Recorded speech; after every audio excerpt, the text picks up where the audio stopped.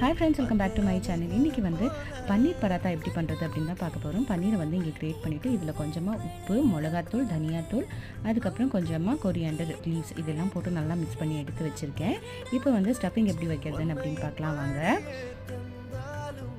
So இந்த மாதிரி எடுத்து நல்லா ப்ரெஸ் பண்ணி விட்டுட்டு, ஸோ நம்ம எந்த அளவுக்கு மாவு எடுக்கிறோமோ அந்த வரைக்குமே நம்ம ஃபில்லிங்கும் வந்து வச்சுக்கலாம். நல்லா இந்த மாதிரி ப்ரெஸ் பண்ணி விட்டுட்டு இதை நல்லா இந்த மாதிரி ப்ரெஸ் பண்ணி நல்லா ரோல் பண்ணிவிட்டு நீங்கள் வச்சிங்கன்னா சப்பாத்தி வந்து நல்லா தின்னாக இருக்கும். சென்டரில் வந்து அழுத்தம் கொடுக்காம சைடில் வந்து ப்ரெஸ் பண்ணிட்டு வந்திங்கன்னா சூப்பரான பன்னீர் பராத்தா வந்து ரெடி ஆயிரும். கண்டிப்பாக ட்ரை பண்ணி பாருங்கள். சுடுறப்போ கொஞ்சம் மேலேயே நெய் ஊற்றி சுட்டு வச்சிங்கன்னா குழந்தைங்களுக்கு வந்து ரொம்ப ரொம்ப பிடிக்கும். கண்டிப்பாக ட்ரை பண்ணி பார்த்துட்டு எப்படி வந்ததுன்னு மறக்காமல் கமெண்ட் பண்ணுங்கள். தேங்க்யூ.